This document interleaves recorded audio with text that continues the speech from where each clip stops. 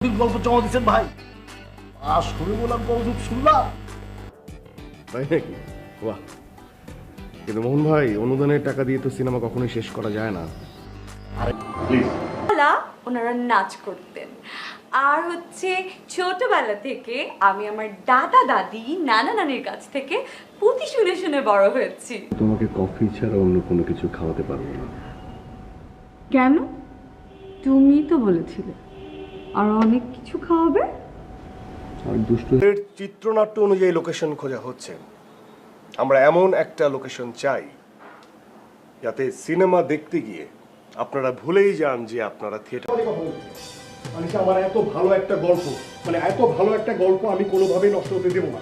তুমি এক কাজ করো, তুমি তুমি এমনি হবে আমাকে একটা প্রোডিউসার ম্যানেজ করবো প্লিজ।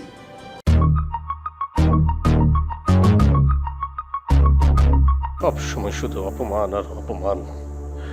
সংসারের যাবতীয় কাজ আমাকে দিয়ে করাবে, অথচ বলবে আমি বলে কোনো কাজই করি না, বসে বসে বলে অন্ন ধ্বংস করি।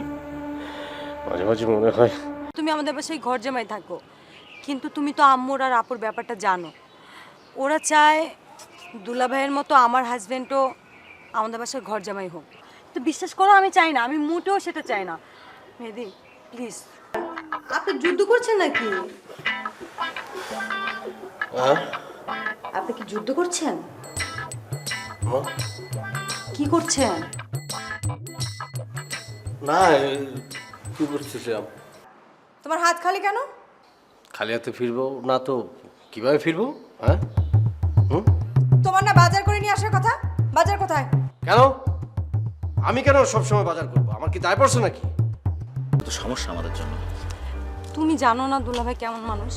আপু যদি ছোট্ট করে একটা ধমক দেয়, দুলাভাই ফিউজ হয়ে যায়। আর চেনোই তো, এখানে তো সমস্যা। আচ্ছা, ওইটা আপনি কোনো ধরনের কোনো কথা বলবেন না।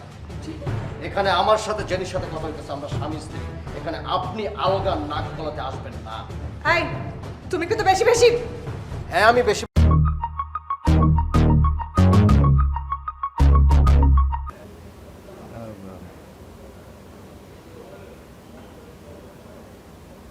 পিছনে তোমার বাবার নাম কি?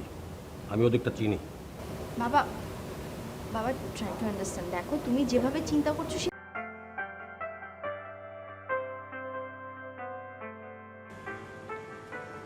পারিয়া আয় না প্লিজ।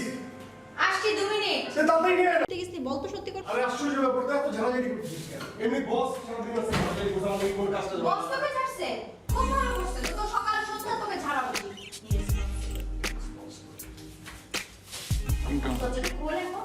হাজবেন্ড রিয়াদ, আর রিয়াদ আমার কলিগ।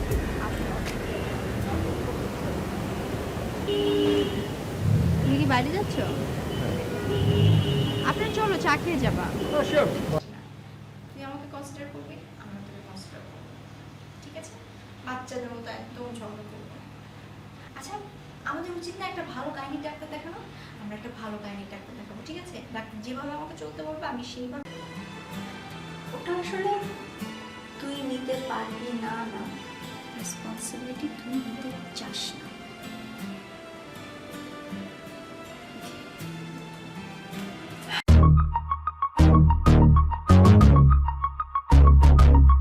সুন্দরী লালনা ভালোবাসি বলো না।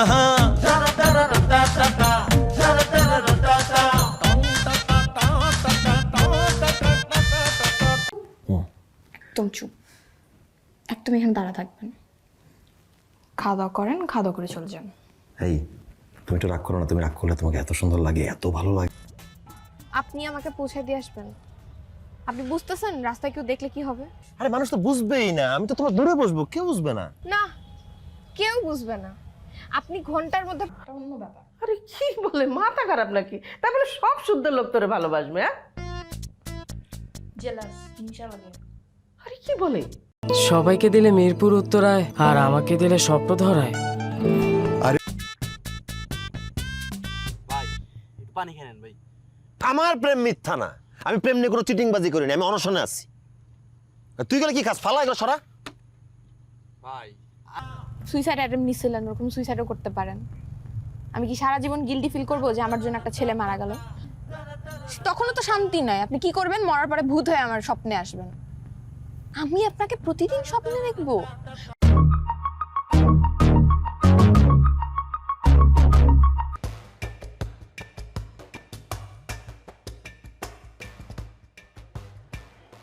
চাচি ভালো করে কাপ সোজা দুটো চা দিন, একটা চিনি ছাড়া। মন মতো আইনেন, চলবো, অসুবিধা নেই। আমি কালপেনটা নিয়ে এসে দেখাই। অহনে দরকার নেই, আমাকে তারা আছে তো, কইলাম আমরা যাইগা। আচ্ছা তাহলে নিচে কি পরবো, মানে জুতো না স্যান্ডেল? জুতা বইরেন, কালো আছে তো? আচ্ছা একটা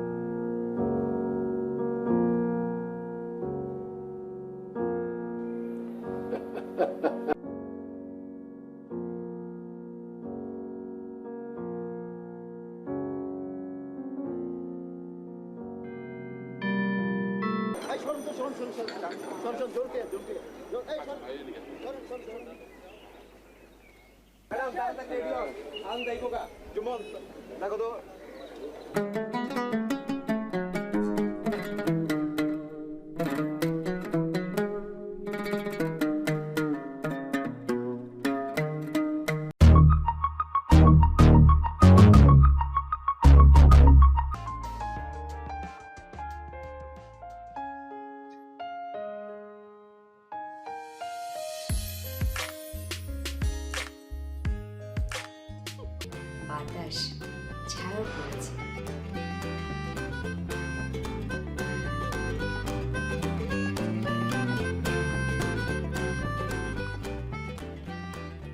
মার্কেটে গিয়েছিল? আমরা বাতিগুলো নিভিয়ে বন্ধ করে চুপ করে দুজনে বসে গল্প করতাম। হ্যাঁ, সেই বাসর রাত। ভাবি আসছি।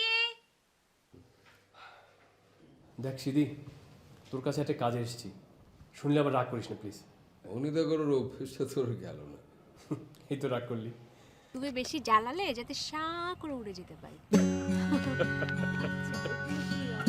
এই দুইটার রং